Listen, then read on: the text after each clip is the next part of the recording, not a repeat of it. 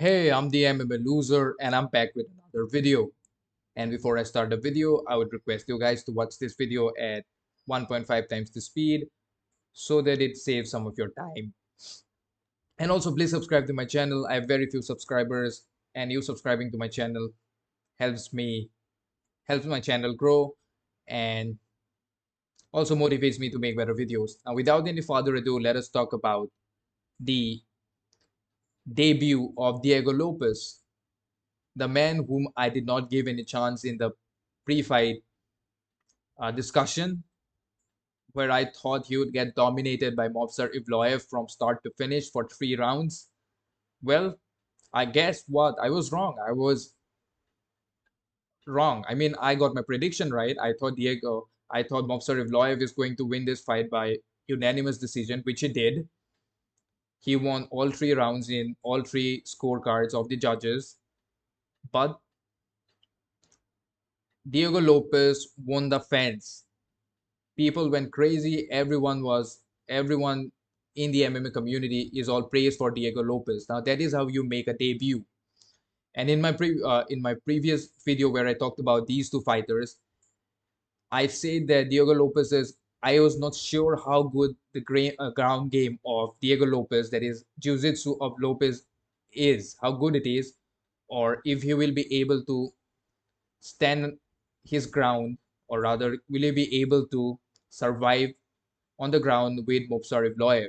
Well, he did survive. He not just survived, he was threatening submissions. He had a really good armbar in the first round. Then at the and he also had a good knee bar. He had a Kimura at times, at one point of time, and he also I think had a triangle. So and on the feet as well, he was landing really good uh, shots in round one. He was basically taking one to give one, and to be honest, that is how you make a debut. And everyone in the MMA community is all praised for Diego Lopes. And even me, I'm talking about him, even though he lost the fight, we are talking about him. That is how you make an impact. And the fact that he went 3 rounds with someone like Evloev, who just is a phenomenal fighter and does not really have any holes in his game. Apparently, his ground game is not at the level of Lopes. But whatever. Evloev was again, Evloev did what he had to do. He took the fight on the ground, like he took Lopez to the ground and he basically dominated those positions and he landed a good number of jabs as well. But the problem with Evloev is that he does not he's one of those fighters who who cannot finish their opponent. If you cannot, I mean, all praise of Lopez, all props to Lopez. I've become a fan of Lopez at this point of time, but having said that, if a fighter is making his debut and you cannot finish, and you are undefeated for the last 16 fights, and now he's 17 and 0, of course, you should have been able to finish your opponent. I know there are a lot of reasons, or there are a lot of, I would say, problems that he had, but because of the toss up in who's going to fight, having, but that does not matter. You should be able to finish your opponent when the time is right, when you should have at least one finish by now in your UFC career. But yes, if now because this is Lopez, if he can dominate him, he can he can propose these threats. He can put you in this kind of submissions, in this kind of positions like an armbar or a knee bar. Now imagine what someone like Ilia Topuria would do. Someone who has better ground game and definitely has better striking than Lopez. Someone who's more confident. Someone has more experience than Lopez. I mean, of course, Lopez has experience, but that is outside of UFC. The big lights, fighting in the UFC is definitely different from fighting in regional competitions or fighting in different other competitions. Even Bellator or ONE FC, UFC is different. People don't understand that. Just the lights, just the environment, just the people around you, everything changes when you fight in these big leagues. But having said that, I was impressed by Evloev, but I was more impressed by Lopez. But right now, where does Evloev go from here, let me just take a look at the rankings at the UFC featherweight division. Of course, Alexander the Great Volkanovski is the champion. Yair is the interim champion. He's going to fight Volkanovski. Holloway is at number two. I think Ortega is fighting someone. I don't know. I think Evloev has called out for Ortega, but I don't think they're going to give Ortega because Chikadze is probably fighting Brian Ortega, which will be a good fight. Of course, Arnold Allen has recently lost. Then there is Josh Emmett, Calvin Cater. Calvin Cater had a really bad injury last year against Arnold Allen, where he injured his knee really bad. Then, of course, Josh Emmett is probably fighting Ilya Topuria. That would be a good match. That would be a good fight. uh, Chen Sung Chen Sung Zhang versus Movsar Evloev. Movsar is going to mop the floor with Korean Zombie. All due respects to Korean Zombie, I love him. A great fighter, had one of the best sickest submissions, that is a twister in UFC. I think there are only two or three twisters in UFC, and Chen Sung Zhang has one. And of course, Chen Sung Zhang probably finished Dustin Poirier, so that's a feather in his cap. But having said that, at this point of time, I think Movsar Evloev will just dominate him from round one to round three, put him on the ground and just finish him on the ground. Maybe not finish him because, as we have seen, Evloev doesn't finish, but he can definitely dominate him for 3 rounds or 5 rounds, whatever. That fight makes no sense. I don't see Chen Sangjiang defeating anybody in the top. Maybe Josh Emmett, but the rest of the fighters up there, or even Topuria or Chikadze, they're going to give really bad problems against Chen Sangjiang. So I don't know who's going to fight Evloev next because everyone in the top 10 is booked. Of course, Evloev is not getting Max Holloway at this point. From 10 to 2, I don't think they're going to. I don't think Holloway is going. I mean, Holloway might take that fight because he's Holloway. But yes, Holloway doesn't play games when it comes to his fighting. And recently, Holloway has looked really good as well. I mean, Holloway looked really good in his last fight against Arnold Allen.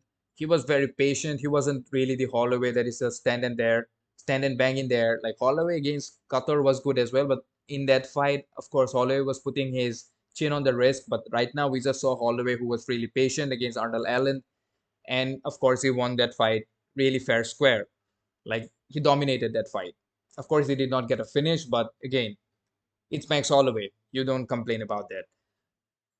So Evloev right now, I don't know who he is going to fight next because everyone in the top 10, like top 9, seems to have booked, seems to have been booked, and I don't think Holloway is going to fight him, but he has to wait. I think he'll have to wait till the other fighters fight each other. Of course, Bryce Mitchell, there is always this fight with Bryce Mitchell that will always be there, and it is what it is, man. It is what it is. It is what it is. We don't know. But if we talk about the what else is there to talk about? Yes, this begs the question, as Uncle Che would say, where does Kevin Lee fit into all of this? I would ask the question, where does Diego Lopes fit into all of this? Diego Lopes had a really convincing debut against Movsar Evloev. Now, where does he fit in all this? Does he get the direct crack at the top 15? Because he kind of had a great fight against the top 10 ranked featherweight fighter. So him versus someone in the top 15 will make a lot of sense. Him versus someone like Alex Caceres. And for God's sake, how is Alex Caceres still in number 15? Alex Caceres is probably fighting since the early 2000s. Man,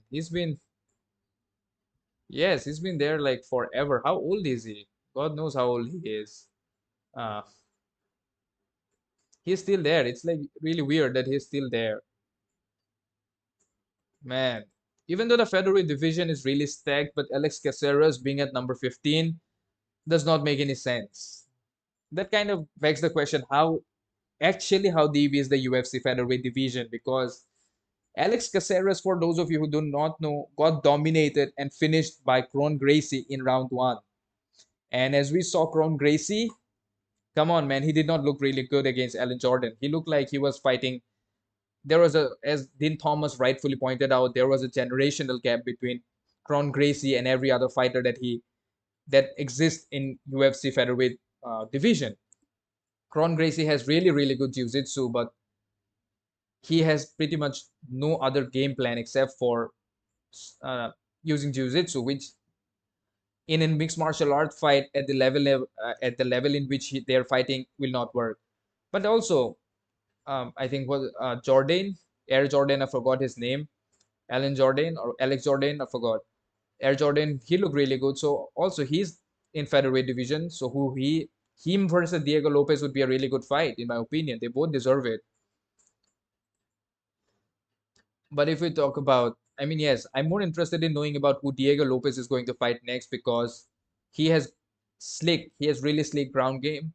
His ground game is what everyone expected Kron Gracie to be, right? Everyone expected Kron Gracie to be threatening submissions, him to be not just shelling up in, not just taking the turtle or rather the guard position and not doing anything from the guard, just staying there. But instead, people should be like, Diego Lopes, take the fight, like threat submissions, get into positions, get from get from the bottom, get on the top, like get on a mount position. So he was doing all kinds of things: kimura, arm bars, knee bars, triangles, whatever you name it. He was trying everything. So definitely impressed by Diego Lopes. Not just me. I think I'm fairly certain the entire fight community in general is impressed by Diego Lopes. And Movsar Evloev did what he had to do, won the fight convincingly, unanimous decision. Had some bad moments in there, but I think it is what it is. He just had a tough opponent, but I don't know who Mofsar is going to fight next or who is going to fight next. But I'm definitely excited and interested to see both of these fighters in action as soon as possible. Of course, whenever they get healed perfectly. Now, you guys can write me in the comments who you think is going to who what do you think is in future, what lies ahead in the future for Movsar Evloev and Diego Lopes, and who they are going to fight next or who should they fight next in your opinion.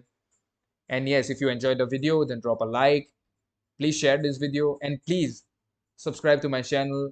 I have very few subscribers, and the more subscribers I get, the better engagement I get. So yes, please engage more to my videos and subscribe. Peace out.